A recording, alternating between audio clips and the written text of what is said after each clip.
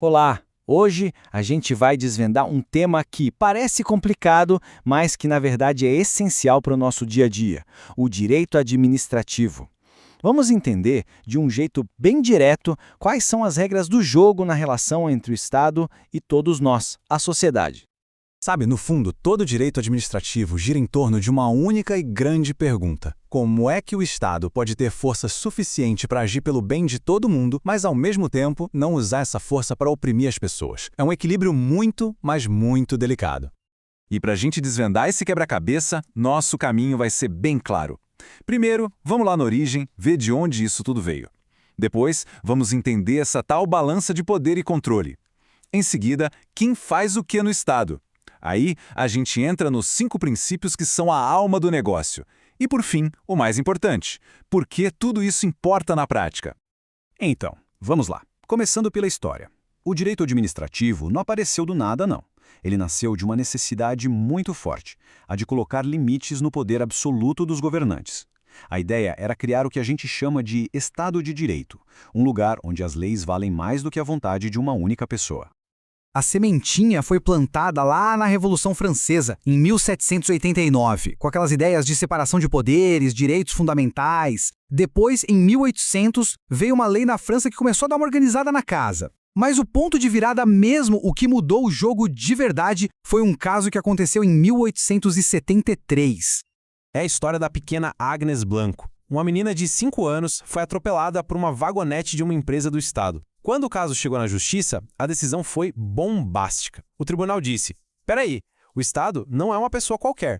Não dá para julgar o governo com as mesmas regras que usamos para um cidadão comum. Foi ali que ficou claro que precisava existir um conjunto de regras próprias e especiais. E pronto, ali nasceu o direito administrativo como a gente conhece hoje. Isso nos traz direto para o coração da matéria, o tal do regime jurídico administrativo.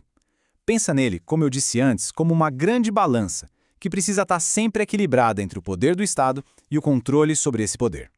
Olha só como essa balança funciona. De um lado, a gente coloca as prerrogativas. São os poderes especiais que o Estado tem, porque ele representa o interesse de todo mundo. Um exemplo clássico é a desapropriação para construir um hospital.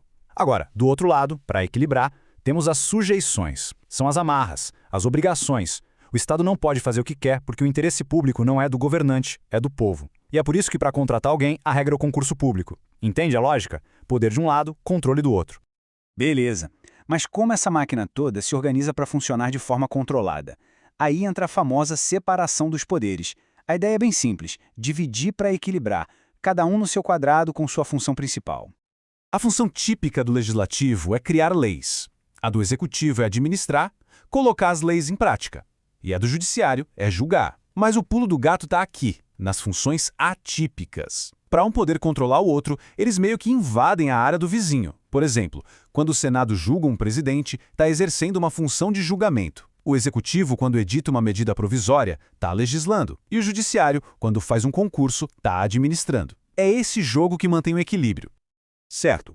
Mas por baixo de tudo isso, quais são as regras do jogo que todos, sem exceção, têm que seguir quando agem em nome do Estado? A nossa Constituição colocou 5 mandamentos, 5 princípios que são a base de tudo.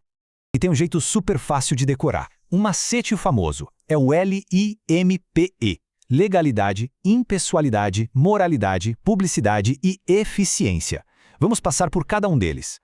Primeiro, o L de legalidade. E aqui tem um detalhe que muda tudo. Pra gente, cidadão comum, a regra é: o que a lei não proíbe, tá liberado. Já para a administração pública, a lógica é o contrário. O Estado só pode fazer aquilo que a lei manda ou autoriza. Se não está na lei, não pode fazer. Ponto final.